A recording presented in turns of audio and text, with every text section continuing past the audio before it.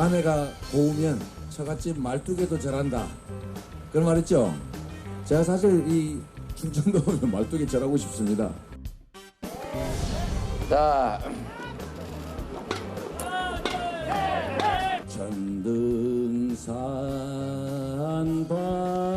박달재를 울고 남는 어린이만 울어서 소리쳤소 이 가슴이 터지도록.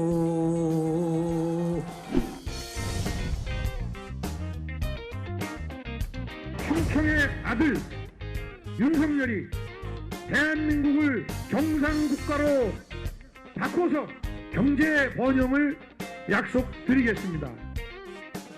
멋진 어퍼컷을 한번 보여드리도록 하겠습니다. 윤석열 후보가 여러분에게 멋진 어퍼컷.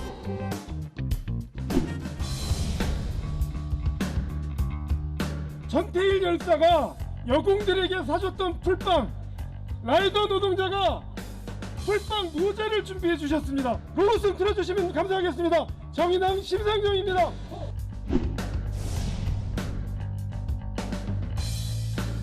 고마해라. 마이 못다이가.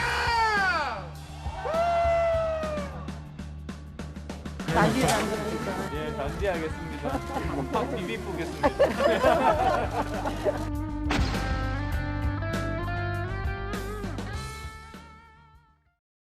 예, 오늘 뉴스탑10도 사실상 대선 특집입니다. 저희가 준비한 2위와 4위 지금부터 만나보겠습니다. 재외국인민 투표도 이미 시작이 됐고요. 사전투표도 다음 주 금요일입니다. 대통령 선거가 이렇게 코앞으로 다가왔습니다. 그런데 주변 참모들은 물론이고 후보들의 유세 발언 수위도 점점 높아지고 있습니다. 먼저 윤석열 후보입니다.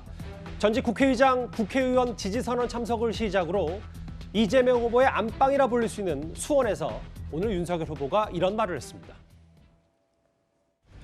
어제 한 말, 오늘 한 말, 내일 한 말 다른 그런 믿지 못할 부도덕한 정치인이 아니고 정직한 대통령이 되도록 하겠습니다. 생각이 평양과 똑같습니다. 북한 어디 노동신문이나 당 기관지 같은 데서 나오는 거랑 같은 얘기를 늘 하지 않습니까? 40년, 50년 전에 이미 한물간 좌파 사회혁명 이론에 아직도 벗어나지 못하고 있는 운동권 세력들입니다.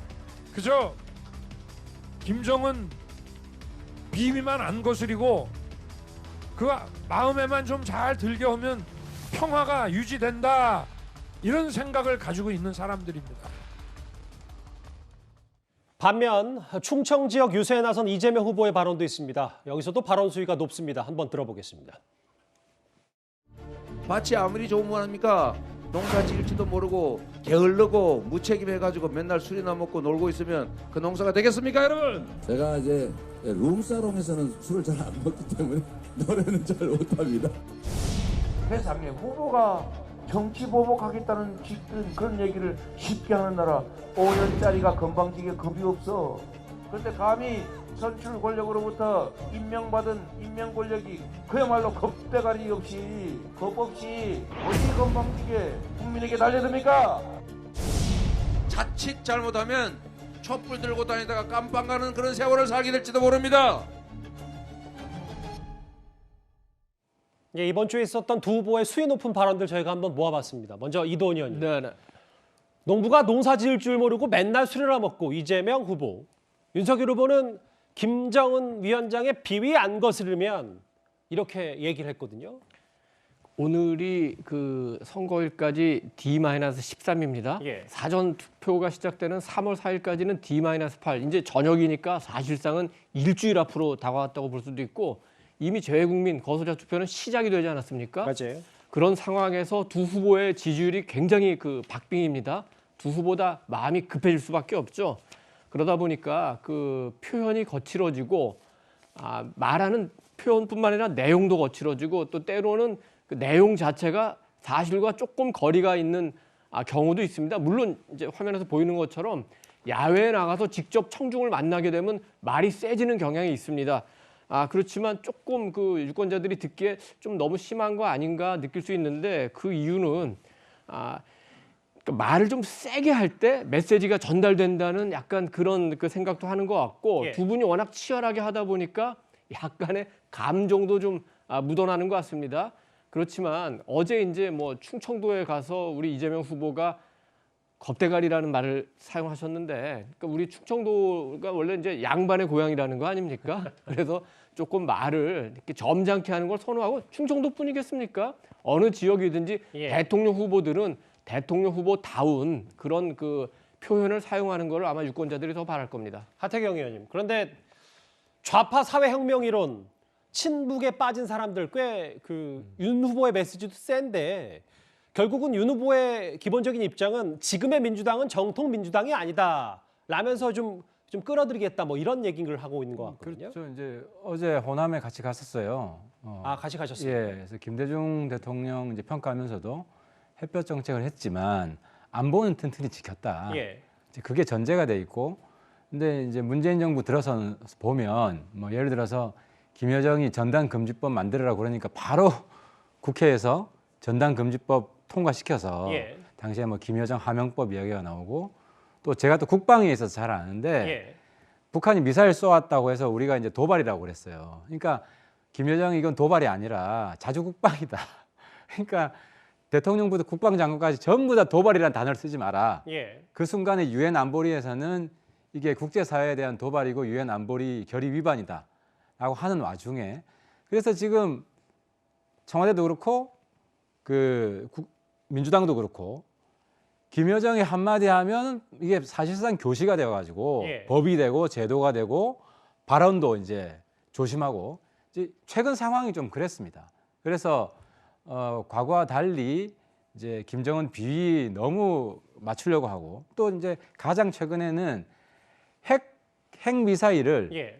그 극초음속 미사일에 핵무기 붙여가지고 쏘는 징후가 명백할 때 우리가 선제 타격해야 된다는 것은 전 세계 어디서나 보편적인 군사 교리인데, 이런 걸 가지고 오히려 안보를 해친다, 안보를 지킨다고 하는 건데, 그러다 보니까 후보 입장에서는 지금 이재명 민주당이나 너무 김정은은 김여정 눈치만 보는 거 아니냐 이런 이야기를 하는 거죠. 예.